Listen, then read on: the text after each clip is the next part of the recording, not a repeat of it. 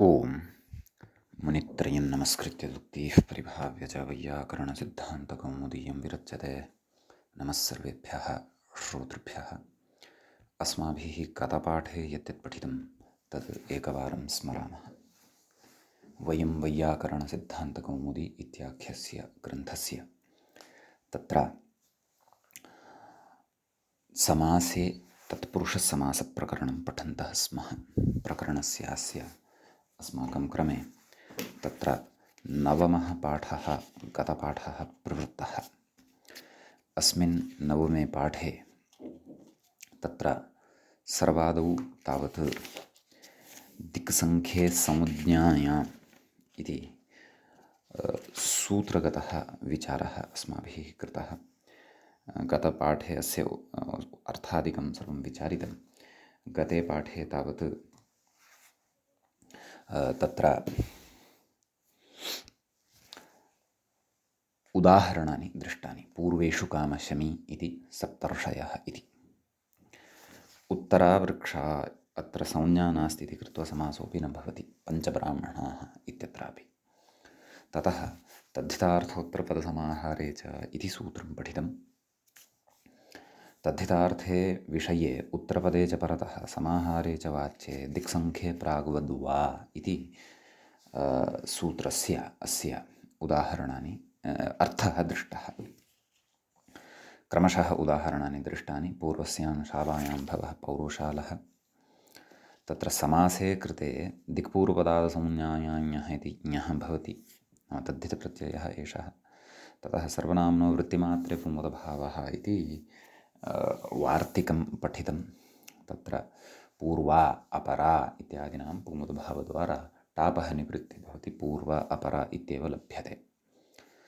एवमेव आपरशालः इत्यपि साधितं। पूर्वाशाला प्रिया यस्य इति त्रिपदे बहुव्रीहौ कृते प्रियाशब्दे उत्तरपदे पूर्वयोस्तत्पुरुषः तेन शालाशब्दे आकारः उदात्तः। पूर्वशाला प्रियः इति उत्तरपदे परतः तत्पुरुषसमासस्य उदाहरणमिदं दृष्टम्। दिक्षु समाहारः नास्ति अनभिधानात् इत्युक्तम्। ततः सङ्ख्यायास्तद्धितार्थे उदाहरणं दृष्टं। षण्णां मातॄणामपत्यं षाण्मातुरः। ततः पञ्चगावः धनं यस्य इति त्रिपदे बहुव्रीहौ नाम उत्तरपदे सङ्ख्या तत्पुरुषस्य इदम् उदाहरणं दृष्टं। त्रिपदे बहुव्रीहौ अवान्तरतत्पुरुषस्य विकल्पे प्राप्ते। त्रिपदे बहुव्रीहाववान्तर एकः वकारः अतिरिक्तः जातः अस्ति वा इति भाति अत्र इति गतपर्याये मया अवधानं न दत्तं वा इति। सत्यम्, अतिरिक्तः एकः व इति जातः वर्तते। यतो व्याख्याता अपि कथयति अवान्तर इति। बहुव्रीहा नैव सम्यगेव अस्ति खलु। सम्यगेव अस्ति। बहुव्रीहौ धनम् अवान्तर। तर्हि बहुव्रीहा औ एतस्य आवादेशः बहुव्रीहाववान्तर सम्यगेव। अहमेव भ्रान्तः भवतु। बहुव्रीहौ अवान्तर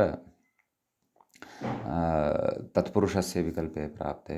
ततः वार्तिकं पठितं। द्वन्द्वतत्पुरुषयोः उत्तरपदे नित्यसमासवचनम् इति। ततः गोरतद्धितलुकी इति सूत्रं पठितं।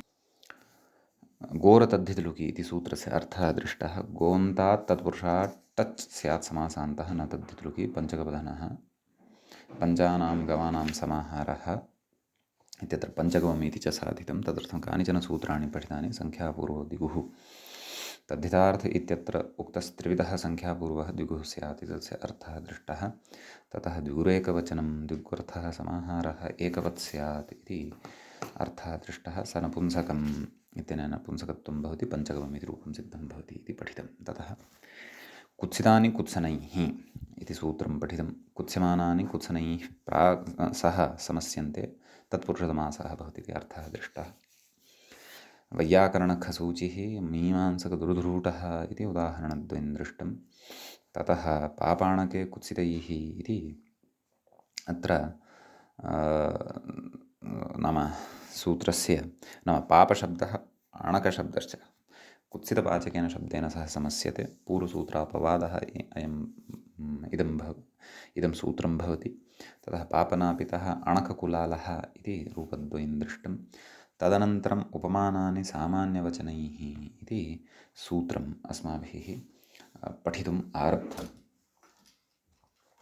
अस्य सूत्रस्य तत्र उदाहरणानि अपि दृष्टानि, परन्तु अत्र काचित् चर्चा अपि जायमाना वर्तते। तां चर्चां पुनः एकवारं आवर्त्य अग्रे वयं गमिष्यामः। अस्य सूत्रस्य अर्थः दृष्टः गतपाठे, घन इव श्यामः घनश्यामः इति। अपि च इह पूर्वपदं तत्सदृशे लाक्षणिकमिति सूचयितुं लौकिकविग्रहे इव शब्दः प्रयुज्यते इति उक्तम्। गतपाठस्य अन्ते व्याख्यायाः पङ्क्तयः इत्थमासन्। तत्र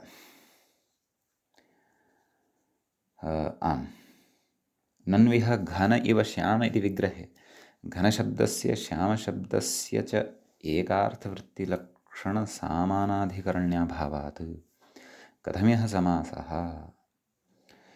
इव शब्दापेक्षत्वेन असामर्थ्याच्च इत्यत आह इह पूर्वपदमिति। एवञ्च घनशब्दः लक्षणया घनसदृशे रामे वर्तते, श्यामशब्दोऽपि रामे वर्तते इति सामानाधिकरण्यम्। अतएव मृगीवचपला मृगचपला इत्यत्र पुंवतकर्मधारे इति पुंवत्वं सिद्ध्यति। घनशब्दस्य भूतपूर्वगत्योपमानपरत्वं निर्वाह्यं। तथा च घनसदृशश्यामः इति बोधः। सादृश्यं तद्भिन्नत्वे सति तद्धर्मवत्वम्। एतावत् पर्यन्तश्च व्याख्यायाः भागः अस्माभिः गते पाठे पठितः। अयं नवमः पाठः तत्पुरुषसमासप्रकरणस्यास्य अस्माकं क्रमे प्रवृत्तः अभूत्। अधुना तावत् तत्पुरुषसमासप्रकरणस्यास्य दशमः पाठः अस्माकं क्रमे आरब्धो भवति। तत्र अग्रे उपमानानि सामान्यवचनैः इति सूत्रस्थव्याख्या अधुना अनुसर्तव्या वर्तते। कथयति व्याख्याता। एवञ्च सादृश्यप्रतियोगि अनुयोगिनोः साधारणधर्मवत्वं लब्धम्। उपमान उपमेयोः मध्ये तत्र कश्चन अनुयोगित्वापन्नः साधारणधर्मविशेषः भवति। अतः तल्लब्धं कथयति। स च इह साधारणधर्मः कः सः श्यामत्वम्। एवं खलु उत्तरपदोपस्थाप्यः एव गृह्यते। नाम उत्तरपदेन, तत्र उत्तरपदं किमस्ति, अत्र श्याम इति अस्ति।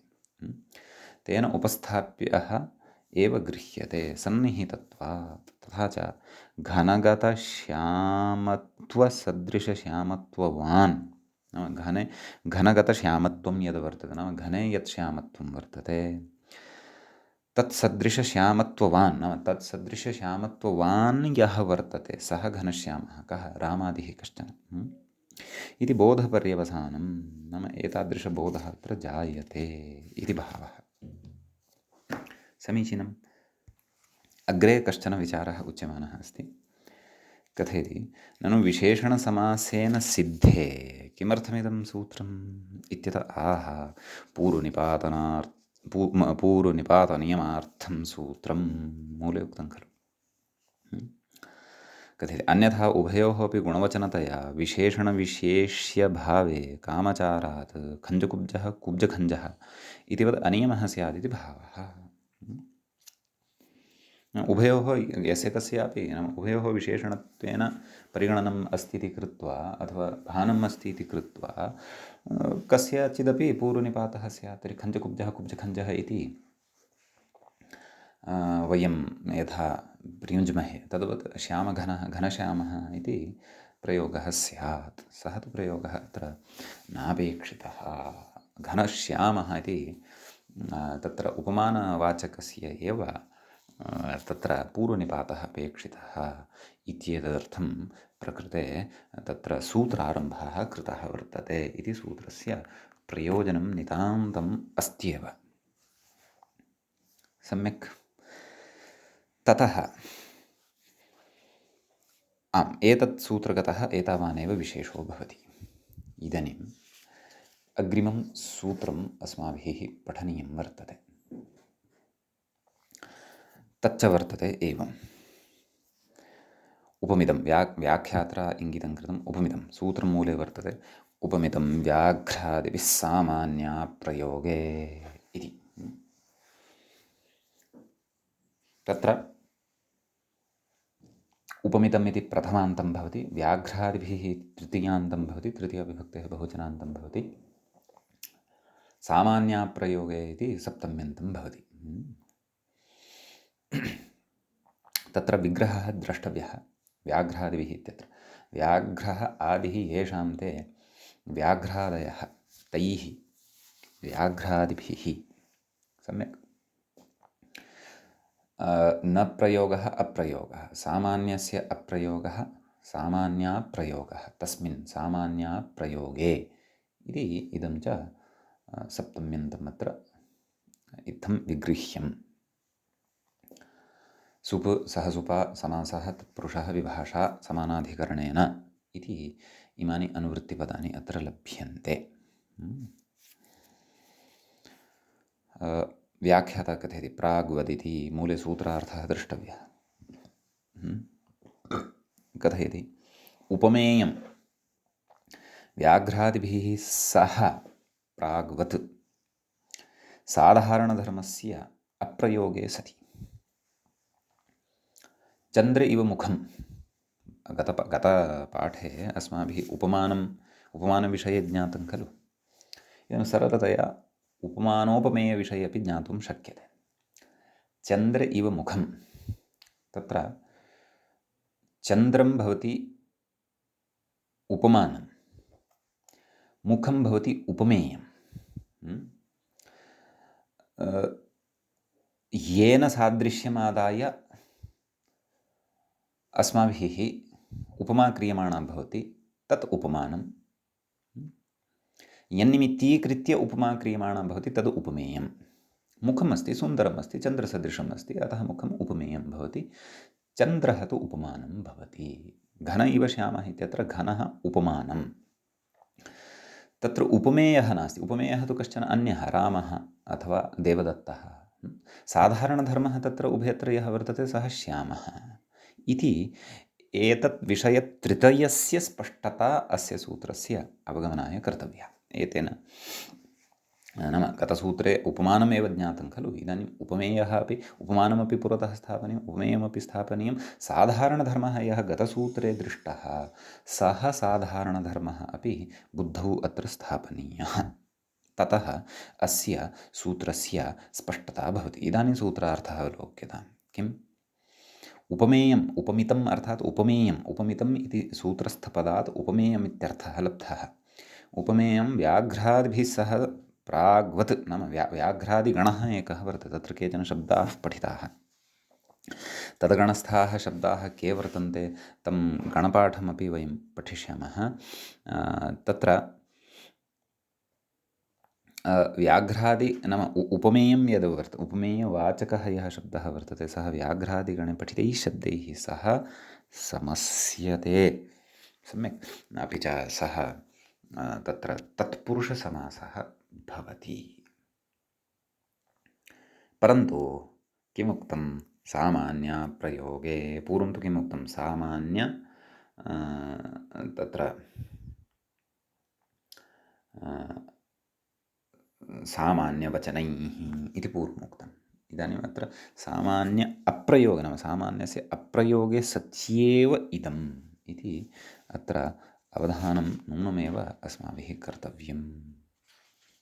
नाम घनिव श्यामः इत्यादिषु यथा श्याम इति शब्दः वर्तते साधारणधर्मयुक्तः, तस्य प्रयोगः न भवति यदा, तदा एव अयं समासः। सम्यक्। अस्तु, अग्रे व्याख्यायां प्रवेशात् पूर्वं व्याघ्रादिगणे के शब्दाः सन्ति इति एकवारं पठामः।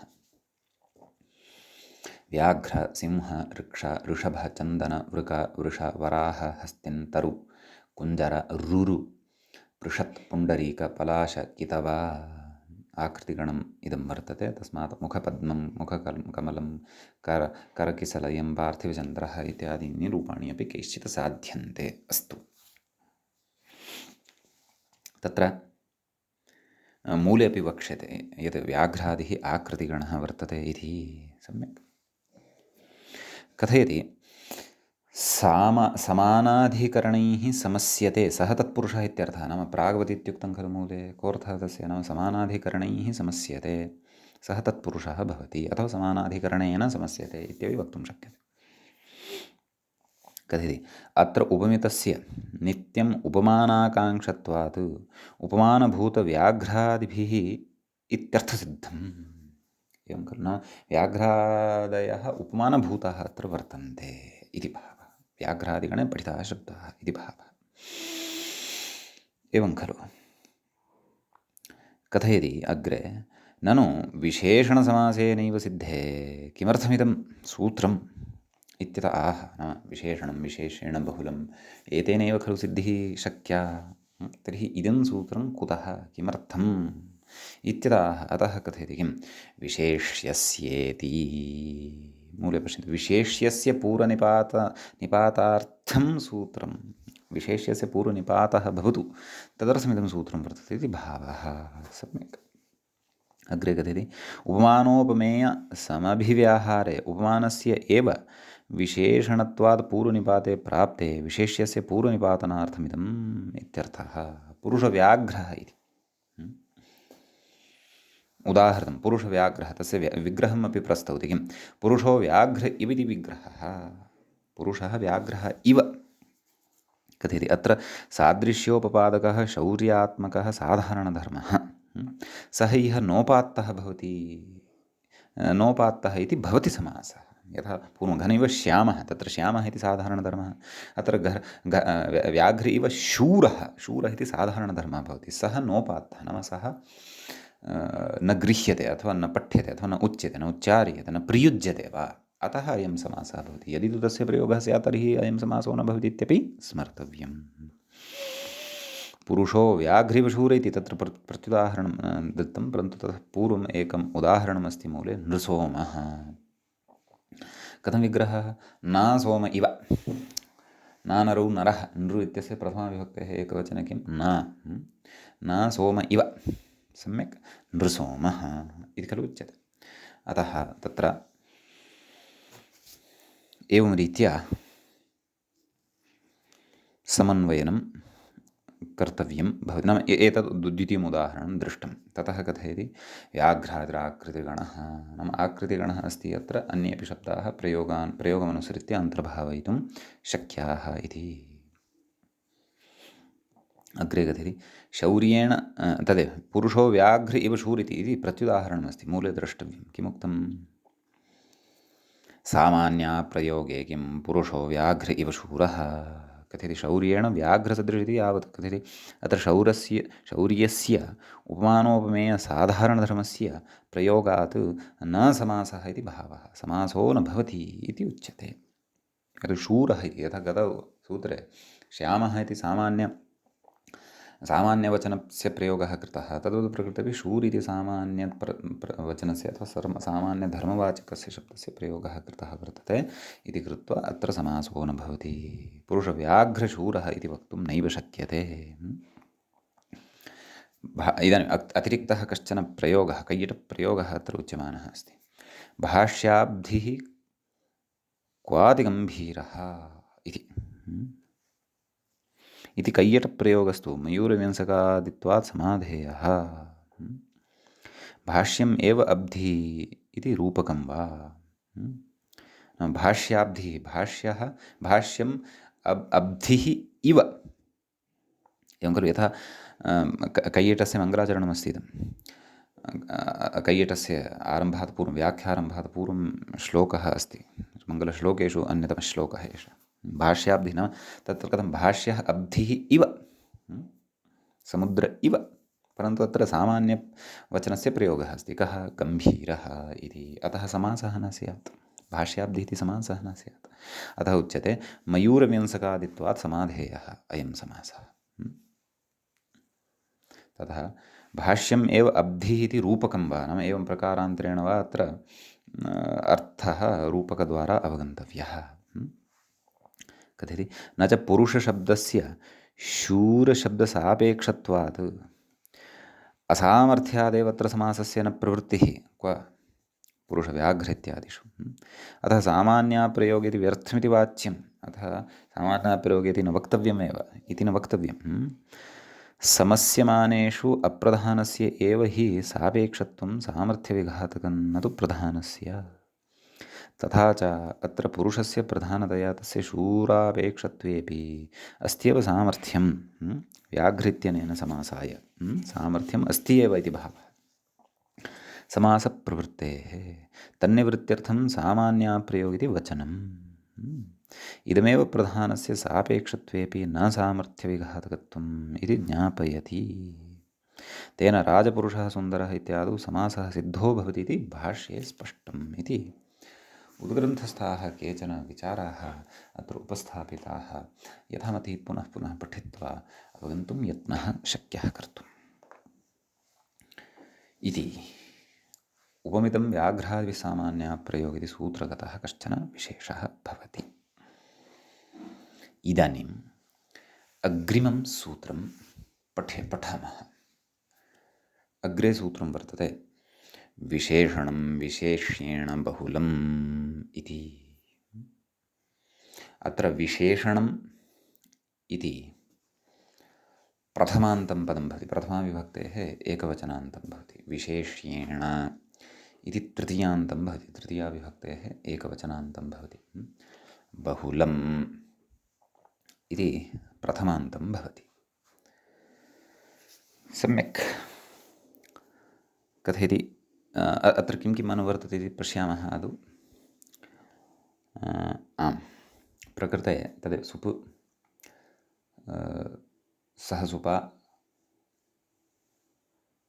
समासः तत्पुरुषः अपि च पूर्वकालैकसर्वजरत्पुराणनवकेवलाः समानाधिकरणेन इत्यतः समानाधिकरणेन इति च अनुवर्तते। व्याख्याता कथयति विशिष्यते अनेन इति विशेषणम् इत्यस्य व्युत्पत्तिं कथयन् अस्ति। इतरस्माद् व्यावर्तकम्, इतरस्मात् व्यावृत्तिं कारयति यत् तत् विशेषणं। यथा नीलः घटः, घटः विशेष्यपदं, नीलः विशेषणपदं। नीलत्वम् अथवा नील इति विशेषणम् इतरस्मात् घटस्य व्यावर्तनं कारयति। इतरस्मात् नाम इतरवर्णात्। सः हरितः भवतु, रक्तः भवतु, कृष्णः भवतु, श्वेतः भवतु, पाण्डुः भवतु, पीतः कथञ्चित् वा भवतु, सर्वस्मादपि व्यावर्तनं कृत्वा नीलत्वकोटौ एव स्थापयति विशेषणम्।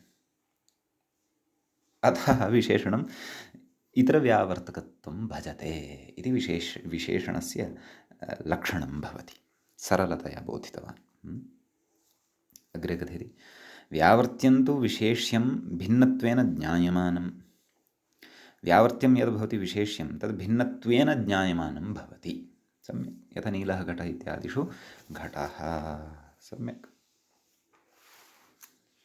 कथयति समानाधिकरणेन इति अधिकृतं, नाम तस्य अत्र अनुवर्तनं वा अधिकारः अस्ति। पादान्तं यावत् अधिक्रियते इत्युक्तं खलु पूर्वं। तदाह भेदकम् इति प्राग्वदिति समस्यते, सः तत्पुरुष इत्यर्थः मूल्यद्रष्टव्यः। भेदकं समानाधिकरणेन भेद्येन बहुलं प्राग्वत्। नाम भेदकं नाम विशेषणं समानाधिकरणेन भेद्येन, अर्थात् समानाधिकरणेन विशेष्येण समस्यते, बहुलं समस्यते। प्राग्वत् नाम सः तत्पुरुषसमासः भवति इति भावः। एवं खलु। अग्रे कथयति उदाह्रियते किं नीलम् उत्पलं नीलोत्पलं। नीलञ्च तद् उत्पलञ्च। उत्पलं नाम कमलम्। एवं खलु।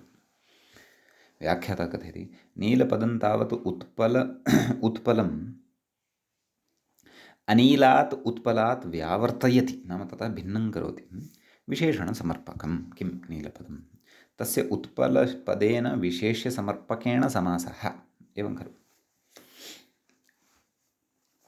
ततः कथयति प्रथमानिर्दिष्टत्वात् विशेषणस्य पूर्वनिपातः भवति, अतः नीलोत्पलमिति सिद्ध्यति वा न वा। अग्रे केचन विचाराः अत्र सन्ति। न च उत्पलपदम् अनुत्पलान् नीलं व्यावर्तयति इति उत्पलपदस्यापि विशेषणत्वं स्यादिति वाच्यं। कुतः कथयति जातिशब्दः गुणक्रियाशब्दसमभिव्याहारे विशेष्यसमर्पकः एव। गुणक्रियाशब्दसमभिव्याहारे सति जातिशब्दः यदि कश्चन वर्तते तर्हि सः विशेष्यसमर्पकः एव भवति, विशेष्यकोटौ एव अन्तर्भवति, न तु विशेषणसमर्पकः। कुतः? स्वभावात्।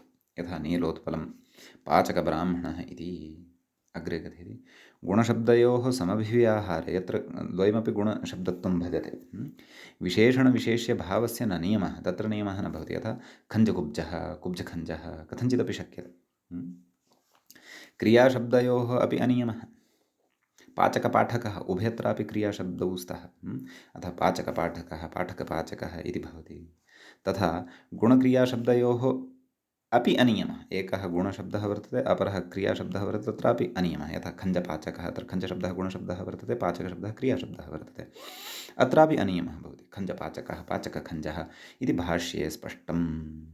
सम्यक् भाष्ये एवम् उक्तं वर्तते, एते नियमाः उक्ताः वर्तन्ते। अग्रे कथयति तथा कैलासाद्रिः मन्दराद्रिः अयोध्यानगरी इत्यादौ संज्ञाशब्दाः अपि विशेषणसमर्पकाः एव स्वभावात्। सामान्यजातिविशेषजातिशब्दयोः समविव्याहारे तु कदाचित् सामान्यजातिशब्दः भवति, कदाचित् विशेषजातिशब्दः भवति, तयोः यदि समविहारः वर्तते तदा तु विशेषजातिरेव विशेषणं। शिंशपावृक्षः इत्यादि ज्ञेयम्। एते अतीव महत्त्वपूर्णाः विषयाः सन्ति अत्र। अन्यथा अरे इदमपि विशेषणमस्ति तदपि विशेषणमस्ति, कस्य पूर्वनिपातः भवेत्, विशेष्यं तु किमपि नास्ति, एतादृशसम्भ्रमे सति भाष्यस्य एते नियमाः अस्माभिः द्रष्टव्याः भवन्ति। अतः सुधीः श्रोतारः अत्रापि अवश्यं मूलवदेव अवधानं कुर्युः इति अहं तत्र निवेदयामि, यदि भवन्तः अधिकस्पष्टताम् इच्छन्ति तर्हि। अग्रे कथयति ननु वाग्रहणेन सिद्धे बहुलग्रहणं किमर्थं? नाम विकल्पेन खलु समासः अपेक्षितः। तच्च महाविभाषाधिकारः वा अथवा प्रकृतसूत्रे वाग्रहणेन वा सिद्धिः जायते एव। तर्हि बहुलग्रहणं कुतः? कथयति बहुलग्रहणात् क्वचिन्नित्यं। बहुलग्रहणसामर्थ्यात् क्वचिन्नित्यतया समासः भवति, पक्षे विकल्पः नास्ति, वाक्यं न भवति। कथं तद् इति चेत् तदस्ति खलु क्वचित् प्रवृत्तिः क्वचिदप्रवृत्तिः क्वचित् विभाषा क्वचिदन्यदेव विधेर्विधानं बहुधा समीक्ष्य चतुर्विधं बाहुलकं वदन्ति। तर्हि अत्र नित्यतया प्रवृत्तिरेव नित्यतया प्रवृत्तिः भवत्येव इति।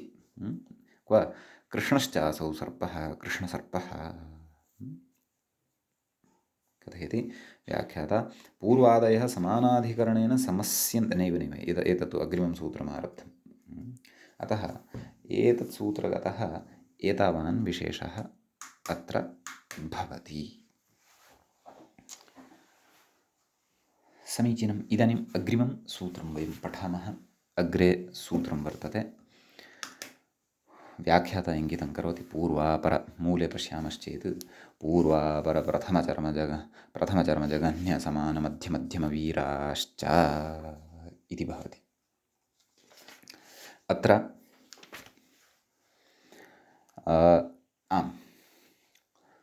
पदच्छेदः सूत्रस्य द्रष्टव्यः। तत्र विशेषणं विशेषेण बहुनित्यस्य सर्वाणि उदाहरणानि। एकः विचारः विशिष्टः खलु, किं क्वचिन्न रामो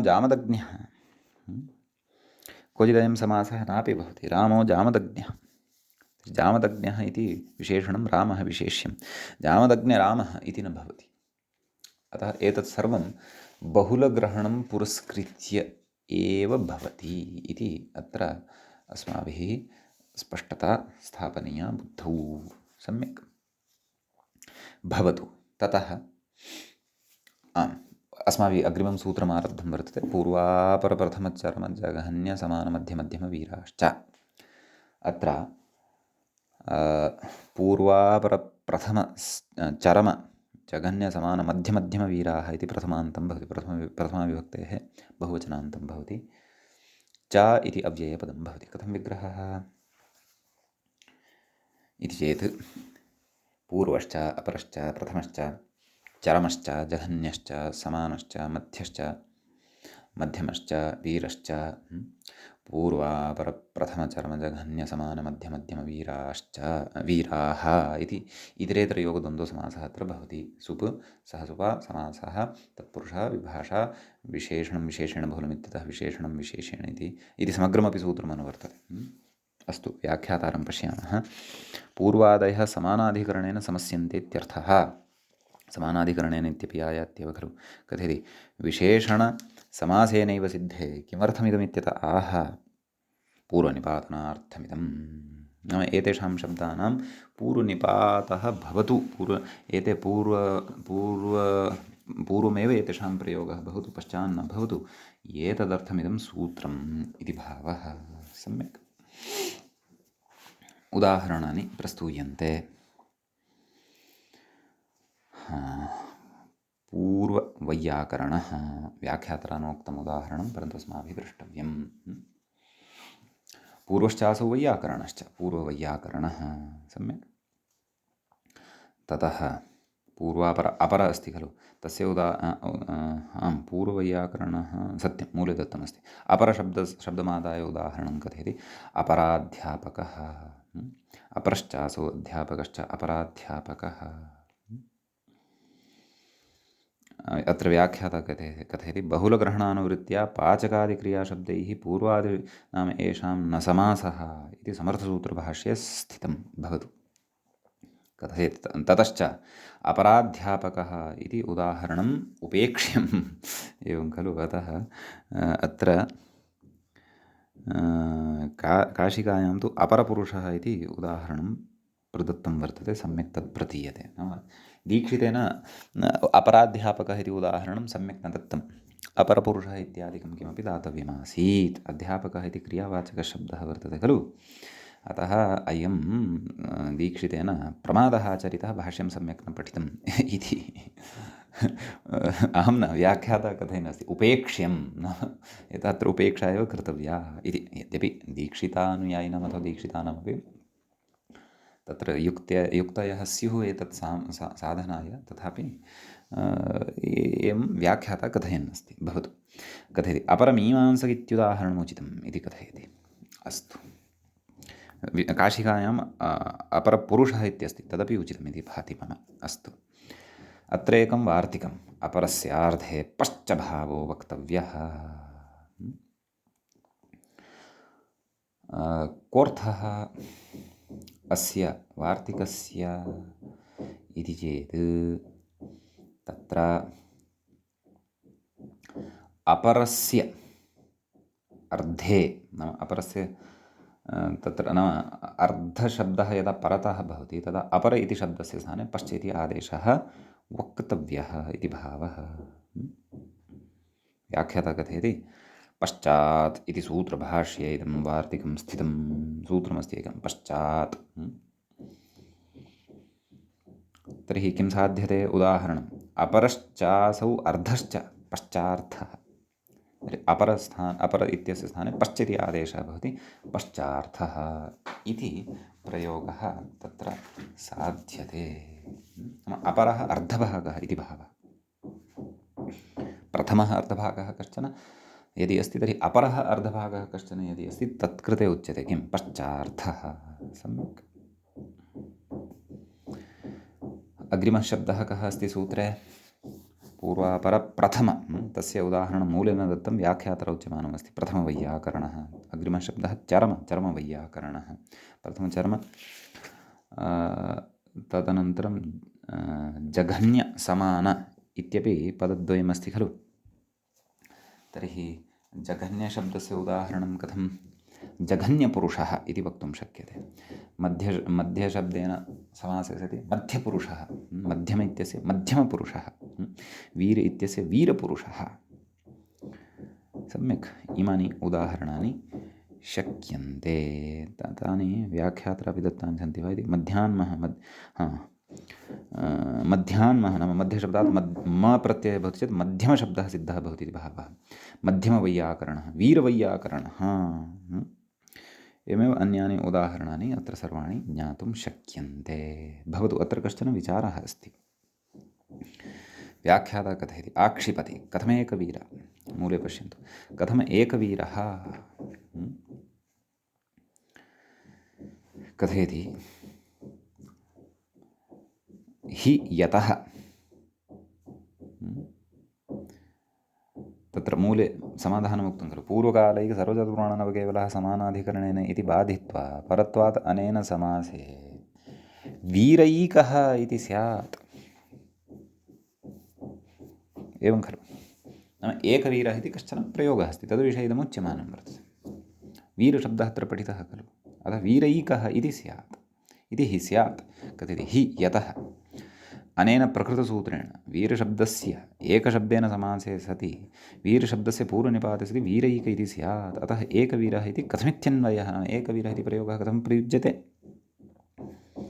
एवं खलु। तत्र समाधानं कथयति मूले, बहुलग्रहणात् भविष्यति। एवं खलु। अपि च इतोपि व्याख्याता कथयन् अस्ति, ननु पूर्वकालैः इति सूत्रेण एकशब्दस्य वीरशब्देन समासे सति एकवीरः इति निर्बाधम् इत्यतः आह पूर्वकालैः इति बाधित्वा परत्वादिति परिहरति बहुलग्रहणादिति। नाम बहुलग्रहणात् भविष्यति। कथयति बहुलग्रहणानुवृत्तेः अस्य सूत्रस्य अप्रवृत्तौ पूर्वकाल इत्येव समासः भवति इत्यर्थः। अतः एकवीरः इत्येव वक्तव्यं। कुतः? बहुलग्रहणात्। बहुलञ्च तदेव शिष्टप्रयोगान् अनुसृत्य आश्रीयते। व्याकरणनये इति वयं जानीमः। आरम्भात् बहुल शस्त्रेण कार्यं वयं कुर्वन्तः स्मः। एवं किल? इति एतावान् विशेषः एतत् सूत्रगतः वर्तते। इदानीम् अग्रिमं सूत्रं पठामः। व्याख्याता इङ्गितं करोति श्रेण्यादयः। मूले सूत्रमुक्तं वर्तते श्रेण्यादयः कृतादिभिः इति अस्ति। श्रेण्यादयः प्रथमाविभक्तेः बहुवचनान्तं भवति, कृतादिभिः इति तृतीयाविभक्तेः बहुवचनान्तं भवति। श्रेणिः आदिः येषान्ते श्रेण्यादयः, कृत आदिः येषान्ते कृतादयः, तैः कृतादिभिः। सुप सहसुपा समासः तत्पुरुषः विभाषा समानाधिकरणेन इति इमाः अनुवृत्तयः अत्र उपलभ्यन्ते।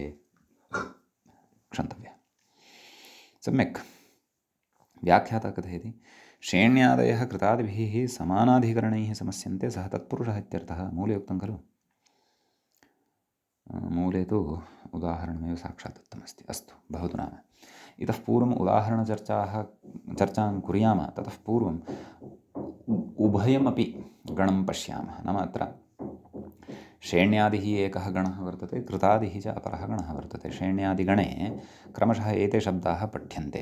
श्रेणी, एक, पूक, मुकुन्द, राशि, निचय, विषय, निधान, पर, इन्द्र, देव, मुण्ड, भूत, श्रमण, वदान्य, अध्यापक, अभिरूपक, ब्राह्मण, क्षत्रिय, विशिष्ट, पटु, पण्डित, कुशल, चपल, निपुण, कृपण एते। कृतादिषु कृत, मित, मत, भूत, उक्त, युक्त, समाज्ञात, समाम्नात, समाख्यात, संसिवेत, संसेवित, अवधारित, अवकल्पित, निराकृत, उपकृत, उपाकृत, दृष्ट, फलित, कलित, दलिनत, उदाहृत, विश्रुत, उदित एते शब्दाः च कृतादिगणे वर्तन्ते। सम्यक्। इदानीं व्याख्यातारम् अनुसरामः। श्रेण्यादिष्विति वार्तिकमस्ति। श्रेण्यादिषु च्यर्थवचनं कर्तव्यम्। श्रेण्यादिषु नाम श्रेण्यादयः इति वर्तन्ते, तत्र च्यर्थवचनं कर्तव्यम्। कथयति श्रेण्यादिषु समासविधौ च्यर्थवचनं च्विप्रत्ययार्थे अभूततद्भावे गम्ये श्रेण्यादीनां समासः वक्तव्यः इत्यर्थः। अभूततद्भावविषयः कृभ्वस्तियोगे सम्पद्यकर्तरि च्विः इत्यत्र तद्धितेषु पठिष्यते। तत्र अभूततद्भाव इति वक्तव्यम् इति पठिष्यते। न भूतः अभूतः, तद्भावः अभूततद्भावः। यथा पूर्वं न भवति तस्य तथात्वेन भवनम् अभूततद्भावः इत्युच्यते। तद् विस्तरेण अग्रे पठिष्यते। अत्र सद्यः उदाहरणेनापि अस्माकं स्पष्टता भविष्यति। अशुक्लं शुक्लं भवति, शुक्ली भवति इत्यादिषु अभूततद्भावः भवति। एवं खलु। अकृष्णं कृष्णं करोति, कृष्णी करोति इत्यादीनि उदाहरणानि अभूततद्भावसम्बद्धानि भवन्ति। सम्यक् कथयति अश्रेण्य इति। अतः एव एतादृशः विग्रहः एतद् वार्तिकसामर्थ्यात् उपलभ्यते। कः? अश्रेणयः श्रेणयः कृताः श्रेणीकृताः इति। अश्रेणयः श्रेणयः कृताः नाम याः श्रेणयः न वर्तन्ते ताः श्रेणयः कृताः। श्रेणीकृताः इति भावः। श्रेणी शब्दस्य अर्थः भवति पण्यम् अथवा शिल्पम्।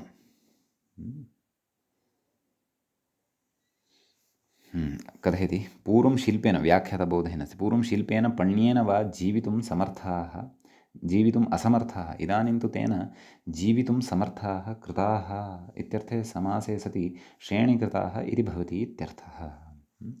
कथयति श्रेणीशब्दः ह्रस्वान्तः भाष्ये तथैव उदाहरणात् ह्रस्वान्तः एव स्वीक्रियते। यदा तु सिद्धाः एव श्रेणयः परिष्कृताः तदा तु न समासः च्यर्थाभावात्। चिप्रत्ययान्तस्य तु परत्वात् कुगतिप्रादयः इति नित्यसमासः, ततः चौच इति श्रेणीशब्दस्य दीर्घः इति एतावान् विशेषः श्रेण्यादयः कृतादिभिः इति सूत्रे भवति। अत्र भवन्तः इतोपि यदि स्पष्टतां प्राप्तुम् इच्छन्ति तर्हि तदेव तद्धितेषु कृभ्वस्तियोगसम्बद्धकर्तृच्विः इत्यत्र अभूततद्भावविषये पठित्वा आगच्छन्ति चेत् अत्र इतोपि स्पष्टता भवति। यद्यपि अत्र मया उक्तमेव व्याख्यात्रापि तत्र बोधितमेव, अधिकं भवन्तः उदाहरणस्य अर्थं मनसि कृत्यापि अभूततद्भावम् अवगन्तुं शक्नुयुः इति भावयामि। अग्रिमं सूत्रं पश्यामः। तेन नञ् विशिष्टेन नञ् इत्यस्ति। तत्र तेन इति तृतीया विभक्तेः एकवचनान्तं भवति। नञ् विशिष्टेन इत्यपि तृतीया विभक्तेः एकवचनान्तं भवति। अनै इति प्रथमा विभक्तेः एकवचनान्तं भवति। सम्यक्। नैविशिष्टः नैविशिष्टेन इत्यत्र विग्रहः द्रष्टव्यः। नया विशिष्टः अर्थात् युक्तः। नैविशिष्टः तेन नैविशिष्टेन इत्येवं विग्रहो भवति। सम्यक्। एवं न नै अनै इति अत्र नै तत्पुरुषसमासः भवति अनै इति पदे। प्रकृते तदेव सह सुपा समासः तत्पुरुषः विभाषा समानाधिकरणेन इत्यादीनि पदानि अनुवर्तन्ते। व्याख्याता कथयति नै विशिष्टेन क्तान्तेन समानाधिकरणेन सह नै रहितं क्तान्तं समस्यते सः तत्पुरुषः इत्यर्थः। मूले उक्तं खलु नै विशिष्टेन क्तान्तेन नाम उत्तरपदम् अत्र तादृशम् उत्तरपदमत्र क्तान्तं भवति। सम्यक्। तच्च नै विशिष्टं नाम नै सहितं भवति। एवं खलु। तादृशेन क्तान्तं समस्यते। नै विशिष्टेन क्तान्तेन अनैक्तान्तं समस्यते नाम तादृशं क्तान्तं समस्यते यत् अनै भवति। नाम पूर्वपदमत्र क्तान्तं भविष्यति परन्तु तत्र नै न भवति। एवं खलु। अपि च उत्तरपदं क्तान्तं भवति परन्तु नया सहितं भवति। इति विशेषः। सम्यक् उदाहरणे स्पष्टीभविष्यति। कृतञ्च तत् अकृतञ्च कृताकृतं कृतञ्च तत् अकृतञ्च। तर्हि पश्यन्तु, कृतञ्च तत् अकृतञ्च इति लौकिकविग्रहः। अलौकिकविग्रहः कथं? कृतसु अकृतसु। तर्हि अत्र पूर्वपदं पश्यन्तु, अनै क्तान्तं वर्तते। नाम तत्र नै नास्ति, क्तान्तम् अस्ति परन्तु नै नास्ति। उत्तरपदं क्तान्तमपि अस्ति, नया विशिष्टमपि अस्ति, अर्थात् नया युक्तमपि अस्ति। नै तत्र अ अस्ति, सा व्यवस्था आचरेण अग्रे पठिष्यते नै तत्पुरुषपठनवेलायाम्। अतः समासः भवति, कृताकृतम् इति भवति। अग्रे उच्यते कृतञ्च तदिति व्याख्यातकथिति एकदेशस्य करणात् कृतम्, एकदेशान्तरस्य अकरणात् तदेव अकृतं पूर्वनिपातनियमार्थं। नाम नया अयुक्तस्य एव पूर्वनिपातः भवतु, तदर्थम् इदं सूत्रमारब्धं वर्तते। सिद्धञ्च तत् अभुक्तञ्च इत्यत्र तु नायं समासः। कुतः? विशिष्टशब्दः हि अत्र अधिकवाची। सिद्धञ्च तत् अभुक्तञ्च एवं खलु, अत्र समासः न भवति। कुतः कथयति? विशिष्टशब्दः हि अत्र अधिकवाची, नाम सूत्रे विशिष्टशब्दः अधिकवाची वर्तते। यथा देवदत्तात् यज्ञदत्तः स्वाध्यायेन विशिष्टः इत्युक्ते अधिकः इति गम्यते। नया एव विशिष्टं नैमात्राधिकेन क्तान्तेन इति लभ्यते। एवञ्च समानप्रकृतिकं क्तान्तयोः अपर्यवसन्नं क्तान्तयोः पर्यवसन्नम् इति बोध्यम्। एवं खलु सिद्धञ्च तद्भुक्तञ्च इत्यत्र का युक्तिः प्रदर्शिता? यद् विशिष्टशब्दः हि अत्र अधिकवाची भवति। तत्र निदर्शनमपि दत्तं, यथा देवदत्तात् यज्ञदत्तः स्वाध्यायेन विशिष्टः। तर्हि मूले उदाहरणे किं? कृतञ्च तद् अकृतञ्च कृताकृतम्। अकृतं नाम तद् कृतापेक्षया अधिकम् इति भावो वा? तर्हि सर्वत्र एषः नियमः सङ्गमनीयः खलु, यद् व्याख्यात्र उच्यमानः वर्तते। अत एव सिद्धञ्च तद्भुक्तञ्च इत्यत्र न भवति। यतोहि उभयत्रापि क्तान्तत्वं वर्तते, सिद्धञ्च तद् अभुक्तञ्च। अतः तत्र नै विशिष्टं क्तान्तम् उत्तरपदमपेक्षितं, पूर्वपदं तु नै रहितमपेक्षितं, क्तान्तमेव अपेक्षितम्। अपि च अहं चिन्तयामि यत् पूर्वोत्तरपदयोः समानधातोः एव क्तप्रत्ययः विहितः स्यात्। तत्र सामान्येन वयं बुद्धौ स्थापयितुं शक्नुमः। तत्रैव अस्य सूत्रस्य प्रवृत्तिः इति भावः। सिद्धम् अभुक्तम् इत्यत्र भिन्नः धातुः वर्तते। उभयत्र क्तप्रत्ययस्तु अस्ति, सिद्धम् इत्यत्रापि अस्ति, भुक्तम् इत्यत्रापि अस्ति, अभुक्तम् इत्यत्रापि अस्ति। एवं खलु इति मूले यद्यपि एते विशेषाः नोक्ताः, परन्तु व्याख्यात्र अस्माकं चिन्तनसामर्थ्यवर्धनाय एते विचाराः अत्र उच्यमानाः सन्ति। सम्यक्।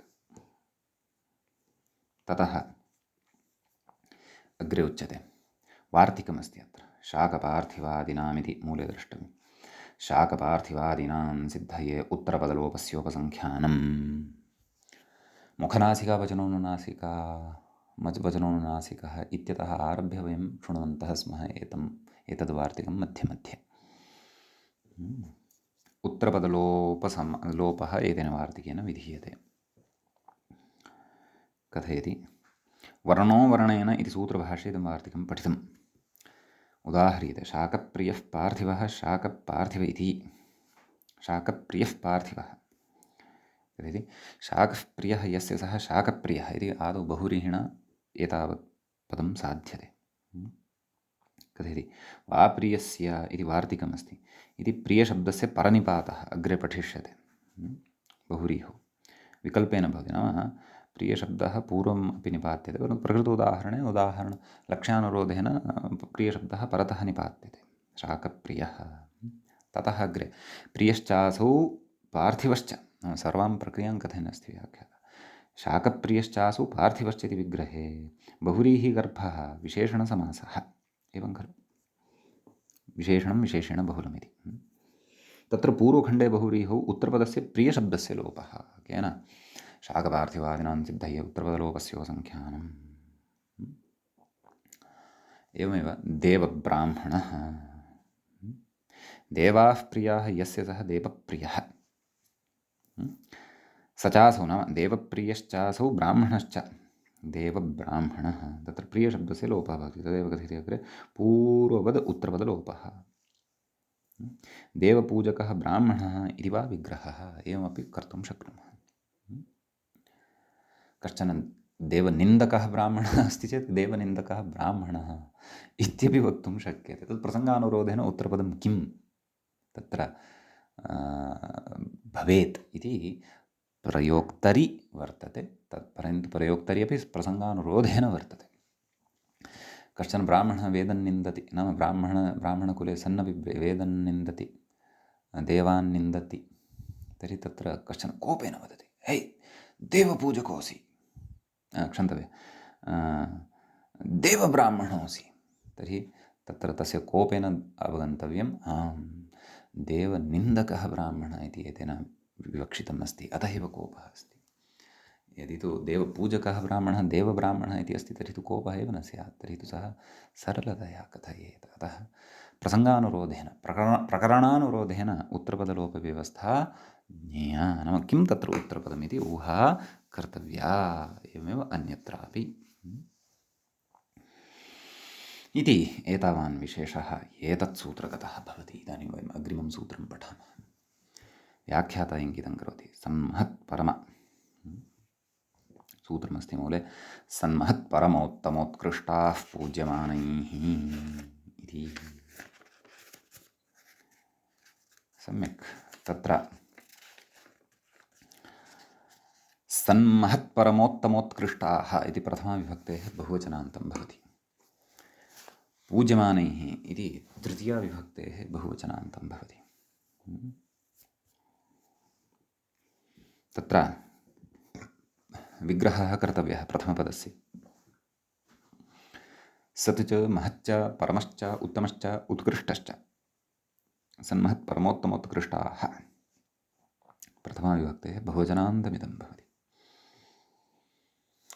सुप् सहसुपा समासः तत्पुरुषः विभाषा समानाधिकरणेन इत्यादिकम् अनुवर्तते। व्याख्याता कथयति, समानाधिकरणैः समस्यन्ते, कीदृशैः समानाधिकरणैः, पूज्यमानैः समानाधिकरणैः समस्यन्ते के सदादयः सूत्रे परिगणिताः इति अर्थः। क्रमशः उदाहरणानि प्रस्तूयन्ते। सद्वैद्यः, सन् वैद्य इति विग्रहः, सञ्चासौ वैद्यश्च, सद्वैद्यः। सम्यक्, चिकित्साशास्त्रकूलङ्कषज्ञानत्वं सत्वम्, एवं खलु, चिकित्साशास्त्रकूलङ्कषज्ञानत्वं, कूलङ्कष नाम अत्र सामग्र्यार्थे प्रयुक्तं वर्तते। वस्तु कूलङ्कष इत्यस्य कोशेषु अर्थं पश्यामश्चेत् तत्र समुद्र इत्यादयः अर्थाः अपि सन्ति। अतः चिकित्साशास्त्रकूलङ्कषज्ञानत्वं सत्वं, शिक्षाशास्त्रं सामग्र्येण जानाति, सम्यक्तया जानाति, एतादृशं सत्वम् अत्र विवक्षितं वर्तते। तेन वैद्यस्य पूजा गम्यते, नाम उत्तमः वैद्यः अस्ति, भोः सर्वं जानाति, समग्रं चिकित्साशास्त्रमस्य उपस्थितं वर्तते, समीचीनाञ्च चिकित्सां करोति, अतः अयं वैद्यः सत् वर्तते। पूज्यमानः कः? वैद्यः, पूज्यमानवाचकशब्दः वैद्यः, तेन समासः भवति। व्याख्याता कथयति, पूर्वनिपातनियमार्थमिदं सूत्रं, सदादिनामेव पूर्वनिपातः स्यात्, तदर्थम् इदं सूत्रम् अस्ति। सम्यक्, वक्ष्यमाणेन महत् आकारः, अग्रे सूत्रं वक्ष्यते। क्व महांश्चासौ वैयाकरणश्च, यतो महत् शब्दः अस्ति खलु अग्रिमः, तद्विषये इदमुच्यमानं वर्तते। किमुच्यते? महांश्चासौ वैयाकरणश्च इति विग्रहे अनेन समासे सति महच्छब्दस्य, नाम महत् शब्दे यः तकारः अस्ति खलु तस्य आन्महतः समानाधिकरणजातीययोः खलु इति वक्ष्यमाणेन समासः नाम अग्रे वक्ष्यते समासः न तेन आत्वं भवति कथयति इति वक्ष्यमाणेन आकारे अन्तादेशे नाम मह आ वैयाकरणः सवर्णदीर्घे महावैयाकरण इति भवति इत्यर्थः सम्यक् अन्यानि उदाहरणानि प्रदत्तानि दृश्यन्ते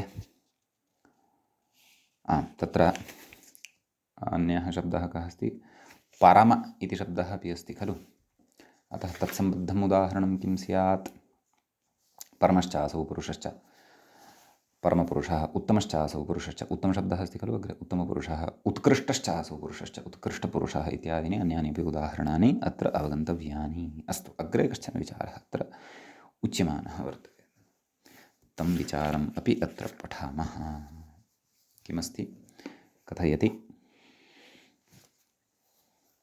ननु उत्कृष्टः गौः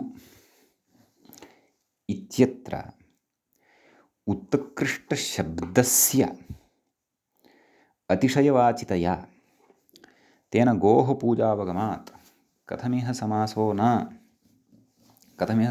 न भवति इत्यत आह पङ्कादुद्धृत्य इत्यर्थ इति उत्कृष्टः गौः पङ्कात् उद्धृतित्यर्थः कथयति उत्पूर्वककृशधातुः इह उद्धरणार्थक इति भावः सम्यक् नाम अत्र पङ्कात् उद्धृतः वर्तते एषः गौः नाम अत्र तत्र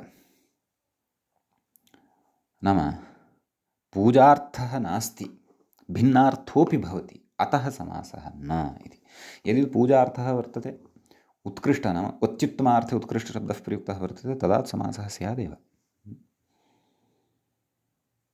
इति एवं विशेषः नाम एतादृश अर्थस्वीकारे उत्कृष्टशब्दस्य उद्धरणार्थस्वीकारे गोः पूज्यमानः न भवति पूज्यमाना वा न भवति अतः समासो न भवति इति अपि कश्चन विशेषः अस्ति सम्यक् परमवैद्यः उत्तमवैद्यः उत्कृष्टवैद्यः अन्यानि उदाहरणानि पूर्वम् अस्माभिरपि उक्तानि व्याख्यात्रापि उच्यमानानि सन्ति अस्तु अग्रे कथयति गुणक्रियाशब्दैः समासे सदादीनां पूर्वनिपातनियमार्थमिदं सूत्रमस्ति भोः इत्युच्यते सम्यक् इति कश्चन विशेषः अस्मिन् सूत्रे भवति अग्रिमं सूत्रम् अधुना आरभामहे व्याख्याता इङ्गितं करोति वृन्दारकनागकुञ्जरैः मूले अवलोक्यताम् वृन्दारकनागकुञ्जरैः पूज्यमानम् इत्यस्ति वृन्दारकनागकुञ्जरैः तृतीया विभक्तेः एकवचनान्तं भवति पूज्यमानम् इति प्रथमान्तं भवति वृन्दारकश्च नागश्च कुञ्जरश्च वृन्दारकनागकुञ्जराः तैः वृन्दारकनागकुञ्जरैः तृतीया विभक्तेः एकवचनान्तम् इदं भवति तदुक्तमेव सुप् सह सुपा समासः तत्पुरुषः विभाषा समानाधिकरणेन इति एते अनुवृत्तयः अत्र लभ्यन्ते व्याख्याता कथयति समानाधिकरणैः समस्यते इत्यर्थः नाम पूज्यमानं यद् वर्तते तद् वृन्दारकनागकुञ्जरैः समस्यते अत्र पूज्यमानस्य पूर्वनिपातनार्थमिदं सूत्रं व्याख्याता कथयति विशेषणसमासेनैव सिद्धे विशेष्यस्य पूर्वनिपातनार्थमिदं सूत्रम् विशेष्यस्य एव निपातनं भवतु तदर्थमिदं सूत्रम् आरब्धं वर्तते इति भावः गोवृन्दारकः इत्यस्ति अग्रे उदाहरणं वृन्दारकशब्दः देवतावाची अमरा निर्जरा देवाः इत्युपक्रम्य वृन्दारकाः दैवतानि इत्यमरः गौः वृन्दारकः इव इति विग्रहः एवं खलु गोवृन्दारकः गौः नाग इव गोनागः गौः कुञ्जर इव गोकुञ्जरः नाम अन्यानि अपि उदाहरणानि कथयन् अस्ति नागशब्दोऽपि अस्ति खलु सूत्रे कुञ्जरशब्दोऽपि अस्ति नागशब्दः कुञ्जरशब्दश्च गजवाची कथयति अत्र गोः वृन्दारकादितुल्यत्वात् श्रैष्ठ्यं गम्यते इति पूज्यमानः वर्तते गौः एवं खलु इमानि तु उदाहरणानि। अग्रे कथयति ननु व्याघ्रादेः आकृतिगणत्वात् उपमितं व्याघ्रादिभिः इत्येव सिद्धे। किमर्थमिदम् इत्यतः व्याघ्रादेरिति मूले पश्यन्तु, व्याघ्रादेः आकृतिगणत्वात् सिद्धे सामान्यप्रयोगार्थं वचनम्। एवं खलु सामान्येति नाम गोकुञ्जरः श्रेष्ठः इत्यादौ इति भावः, नाम तत्र श्रेष्ठः इति सामान्यप्रयोगः अपि क्रियते चेदपि अत्र समासः भवति इत्येतदर्थं सूत्रारम्भः इति कश्चन विशेषः अत्र वर्तते। सम्यक्। तर्हि अद्यतनपाठम् अत्रैव उपसंहरामः। मङ्गलं कुर्मः। नित्रयं नमस्कृत्य सूक्तिः परिभाव्य च वैयाकरणसिद्धान्तकौमुदीयं विरच्यते। एवञ्च तत्पुरुषसमासप्रकरणस्यास्य अस्माकं क्रमे एषः तत्र 10मः पाठः सम्पन्नतां गतः। अग्रिमे पाठे पुनः अग्रिमं सूत्रमादाय उपस्थिताः भवामः। नमः सर्वेभ्यः श्रोतृभ्यः भवद्भ्यः।